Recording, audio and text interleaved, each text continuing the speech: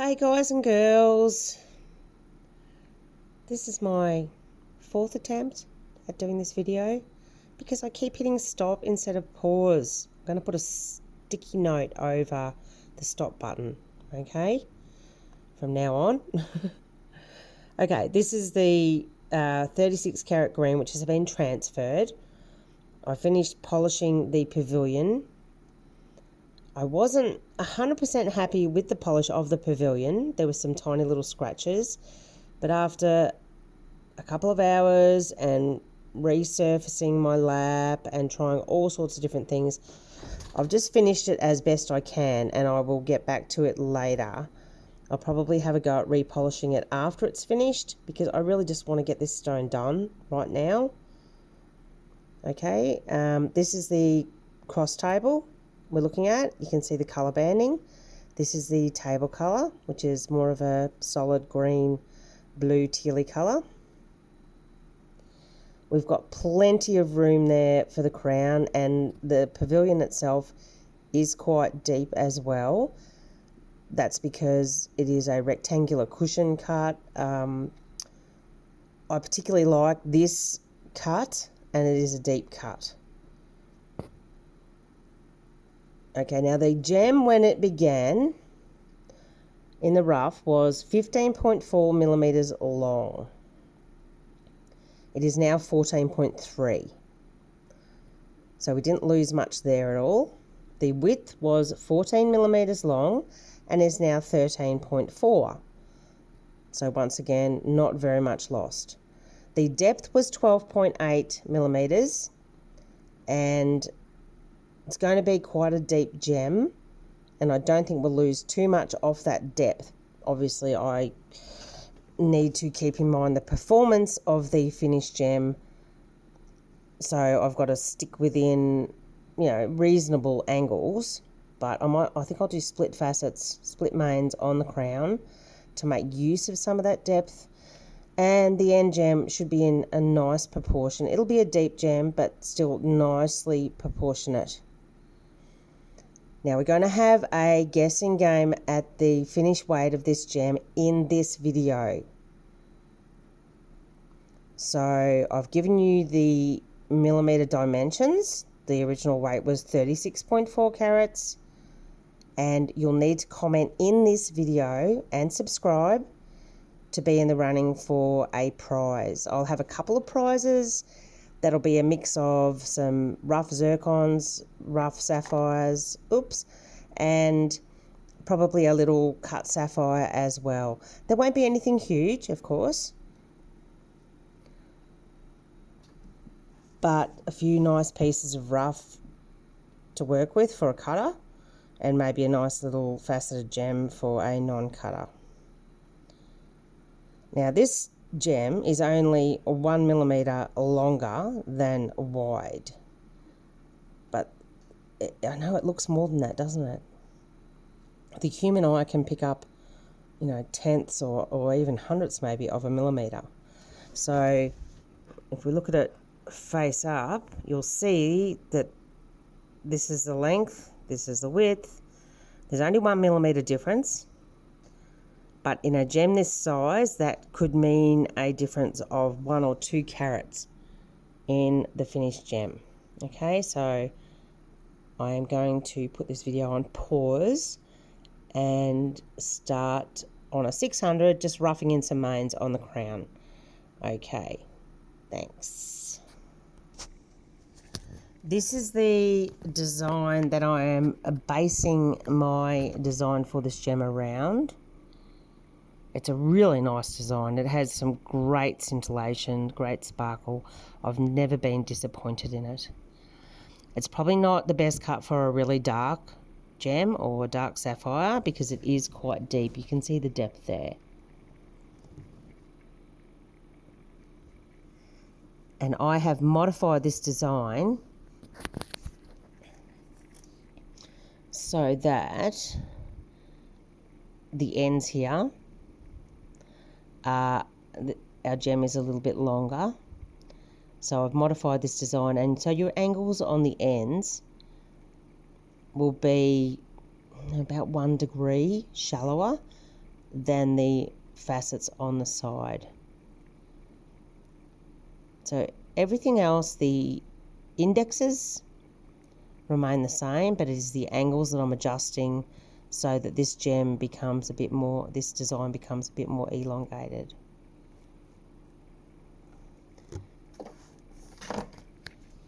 And I am just scribbling down everything as I go. Okay. Just some very roughing in of mains here. Plenty of room left for the girdle. I'll be bringing that down a little bit more. And I am splitting the facets. You can see there's a horizontal split there to make use of the depth of the crown. My next step will be to pre-polish, just roughly pre-polish. Sorry about the out of focus, guys. Will be to very roughly pre-polish those facets that are hitting the table, and then to cut the table.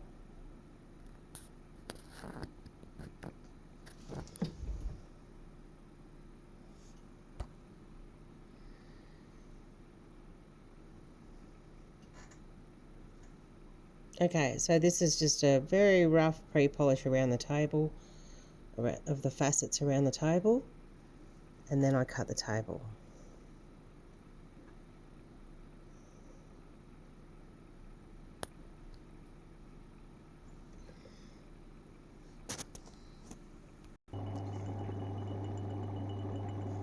So I'm going to cut the table down to about 50%. Now, I do this at this stage. I know a lot of people cut the table last. And I often wonder why. Because if you cut the table last, you've already put in all the other angles. And you're trying to make the table meet those angles. Whereas if I'm doing it this way, I'm cutting the table. I've already roughed in what angles I think are going to work. And I'm cutting the table to meet a certain percentage width of the stone, whatever you think is right. It can be 50, 60%, even 30, 40% for other stones. But if you cut the table last, then you're limiting yourself to being able to adjust the angles of the crown to maximise the recovery.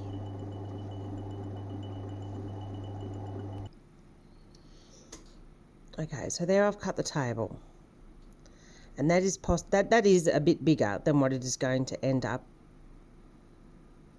as in the final gem. But I've still got to bring all these facets down. I've still got to put stars in. I just wonder if, I mean, I've seen some crowns cut where they come to a pavilion point. They're like up here and then they cut the table down. Whereas if they had have made their angles maybe a little bit steeper or split their facets and made their crown a little bit deeper, then they wouldn't have needed to waste all that material. So I am a believer in cutting the table at this stage. I'm going to cut, pre-polish and polish it, finish it. Everyone does things differently. I like my process. I also do take advice from other cutters, and there are optional ways of cutting a stone which will still bring the same result. And in the end, that's what's important, is the same result. You want to get not only the biggest, but the best finished stone from your rough.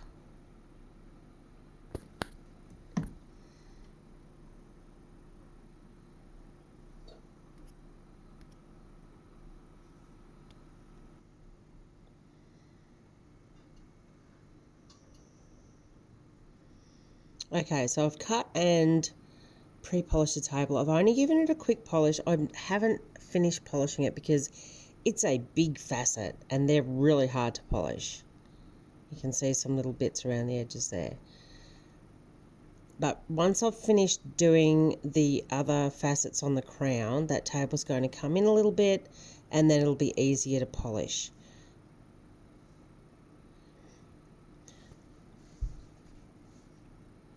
So by roughing in a little bit steeper angles and then cutting the table down to meet them at the right size, I've allowed myself that little bit of extra depth in the crown to play with, rather than just cutting in a standard cut with lower angles, when I would have had to bring the table down much further and then lose more of my stone than I needed to. Okay, so now I'm going to go back to pre-polish. I'm going to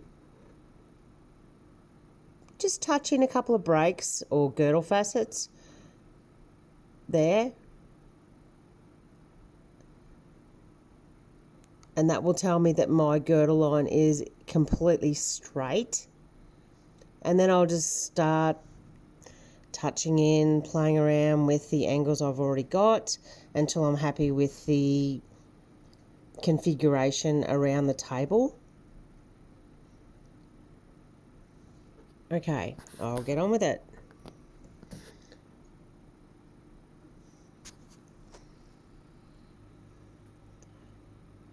So I've just touched in a couple of break facets there. Break or girdle facets, depending on your terminology, to let me know that I'm going to have a straight girdle line. Okay, because once I know that I'm going to have a straight girdle there, then I know I'm on exactly the right index, and then I can go back, put in the mains, split mains, and then start working on the stars. And that is about the girdle thickness I like for a stone this size. It's a lot thicker than some people do, but I prefer a nice solid girdle line. I don't like really thin girdles. I think they're just prone to chipping. So when I've just touched in these breaks here, I've done it at a steeper angle than what they will be put in eventually, so that I don't end up overcutting up into the crown. Okay, I'm going to get on with my pre-polish of my mains and get back to you.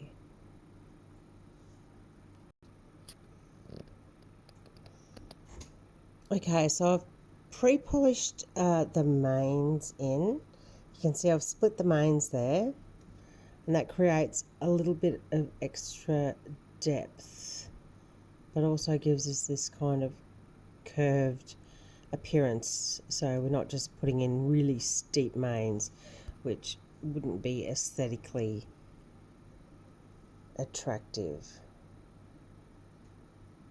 So what I'm going to do now is I'm going to go around and put all the breaks in until they meet that first tier of mains, and then I'll put the stars in until they come down and meet that line again. And then we'll just have to polish it and we'll be done. It's awesome. I'm so excited. It's been a bit of a marathon, this one, but it's all worth it.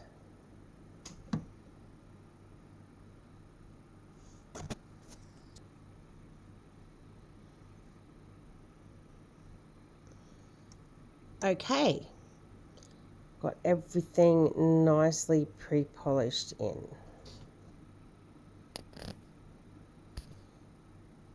There we go.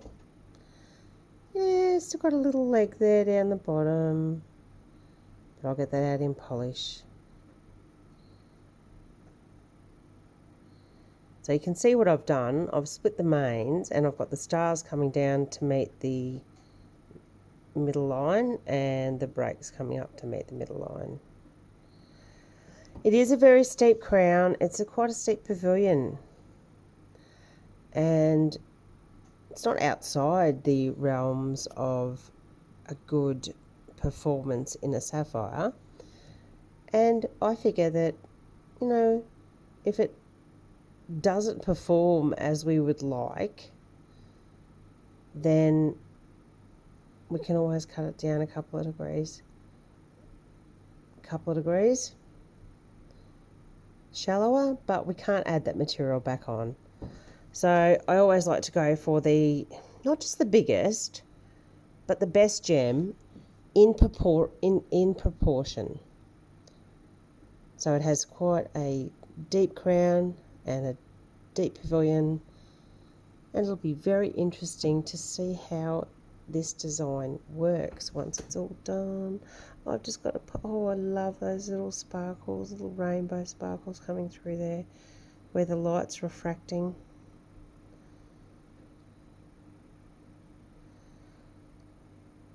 Okay, so now I've just got to polish everything.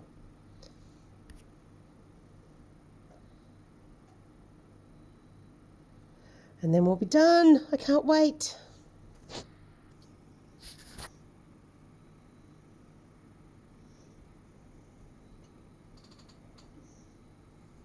Okay, I'm going to try to get this in focus.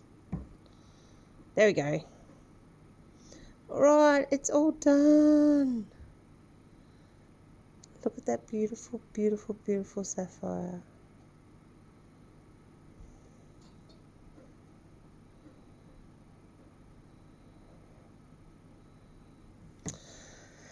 Oh my goodness, I am so excited about taking it off the dop.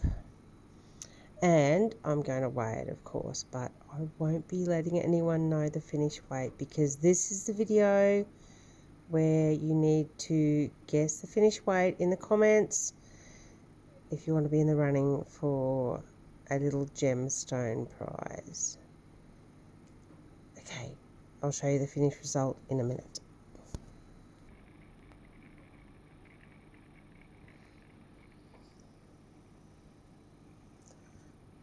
Okay, this is the finished gem. I'm just taking it on my index wheel because that is where I took the original photos of the rough. But I'm also going to get it in a pair of tweezers in a minute and show you. It's beautiful. It's big. Oh, it's amazing.